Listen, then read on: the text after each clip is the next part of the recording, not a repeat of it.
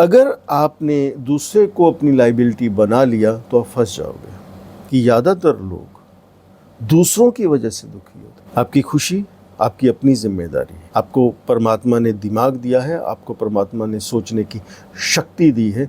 आप सोच सकते हैं कि ये जो सिचुएशन है इसमें सुखी कैसे रहा जा सकता है और खुश कैसे रहा जा सकता है। लेकिन कभी भी इस थॉट प्रोसेस पर काम नहीं करना है कि उसने ऐसा किया था इसलिए मैं सुखी हूं या उसने ऐसा किया था इसलिए मैं दुखी।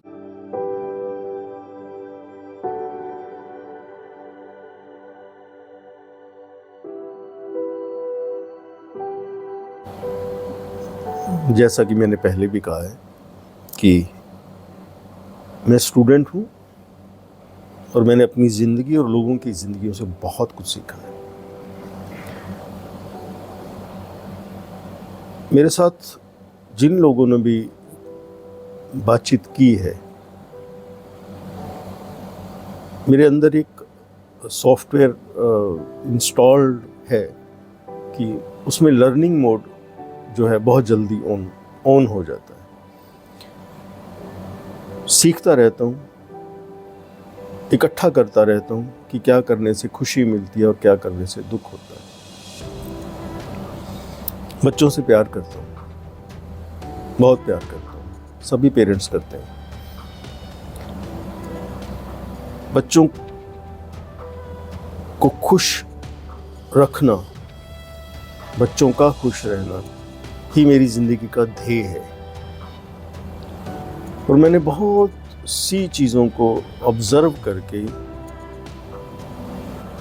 सॉर्टिंग की है कि मुझे बच्चों के साथ ये नहीं करना है, ऐसा नहीं करना है, वैसा नहीं करना है, या ये करना और ये नहीं करना। तो मेरा जो ध्यान है वो एक बात पे आया कि लोग दुखी क्यों होते हैं और लोग खुश क्यों होते हैं।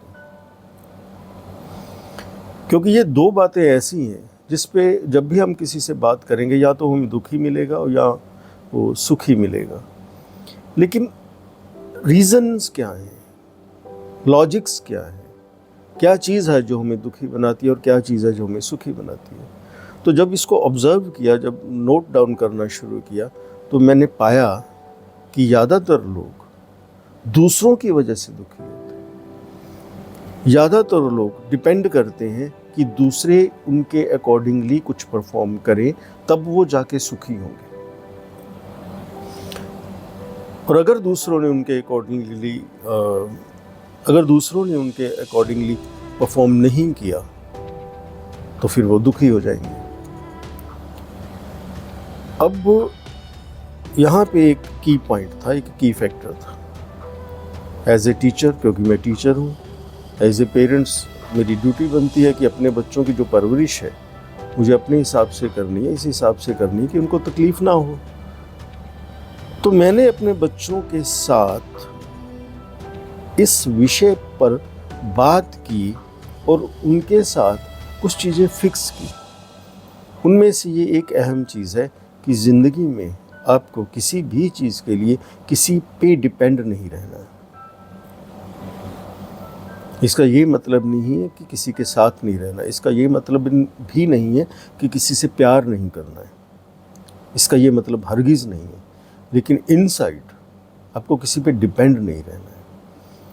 आपकी खुशी आपकी अपनी जिम्मेदारी है, आपका सुख आपकी अपनी जिम्मेदारी है। आपको परमात्मा ने दिमाग दिया है, आपको परमात्मा ने सोचने की शक्ति दी है। आप सोच सकते हैं कि ये जो सिचुएशन है इसमें सुखी कैसे रहा जा सकता है और खुश कैसे रहा जा सकता है। लेकिन कभी भी इस थॉट प्रोसेस पर काम नहीं करना है कि उसने ऐसा किया था इसलिए मैं सुखी हूँ या उसने ऐसा किया था इसलिए मैं दुखी हूँ। अगर आपने दूसरे को अपनी लाइबिलिटी बना लिया तो आप फंस जाओगे। और याद रखना, ज़िंदगी में किसी को अपनी लाइबिलिटी मत बनने देना। न्यूट्रल रहना, ओपन एंडेड रहना, उम्मीद मत। हाँ, अपनी ड्यूटीज़ पे नज़र रखना, बस अपनी ड्यूटीज़ पे नज़र रखना। अगर कोई दूसरा अपनी ड्यूटीज़ पे नज़र नहीं रखता है तो आपको फैसला करना है, तय करना है कि उसके साथ कंटिन्यू कितनी देर कर सकते हैं या कितनी देर कंटिन्यू नहीं कर सकते। लेकिन अपने आप को दुखी नहीं रखना।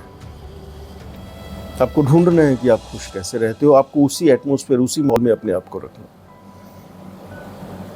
अगर सबने सबको, सभी बच्चों को ये शिक्षा दी हो कि अपने आप को खुश कैसे रखना है, तो मेरे ख्याल से कोई भी दुखी नहीं रहेगा।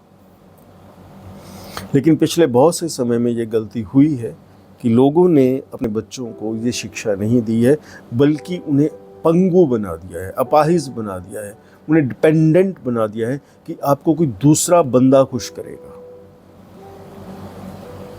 नहीं, इस मानसिकता को, इस सोच को अगर हम लोग चेंज कर सकें तो ये बहुत बड़ी बात होगी।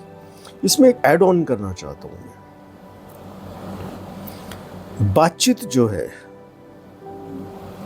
आजकल जो चल रही है, उसमें इंग्रेडिएंट है, जो ओपनिंग इंग्रेडिएंट है, वो ब्लेम का है।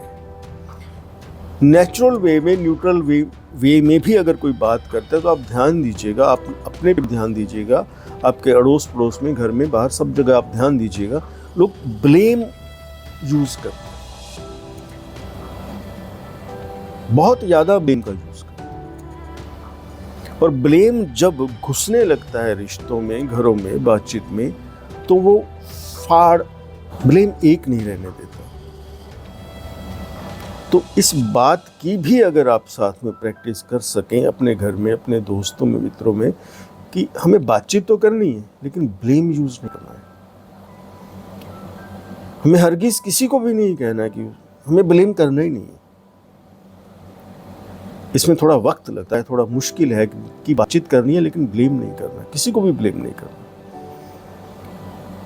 लेकिन अगर ये घटना घट जाती है, अगर आपके बच्चे और इस बात पे प्रोग्राम्ड हो जाते हैं, अगर आपके बच्चे इस आदत को अपना लेते हैं कि वो एक तो ये माने कि अपने आप को खुश रखना अपनी जिम्मेदारी है, ना कि किसी और की, और दूसरा कोशिश करें कि बातचीत में ब्लेम ना करें, रिश्तों में मजबूती आ जाती है, बहुत ज़्यादा मजबूती आ जाती है रिश्तों में अगर उसमें से ब्लेम निकाल दिया जाता है। मैं रोज़ थोड़ी थोड़ी बातें आपसे करता हूँ, छोटी छोटी बातें आपसे करता हूँ, और मंशा यही है, इच्छा यही है कि जो कुछ भी मेरी लर्निंग्स हैं, जो कुछ भी मैंने सीखा है, मैं उसे यहाँ पे डाउनलोड कर सकूँ।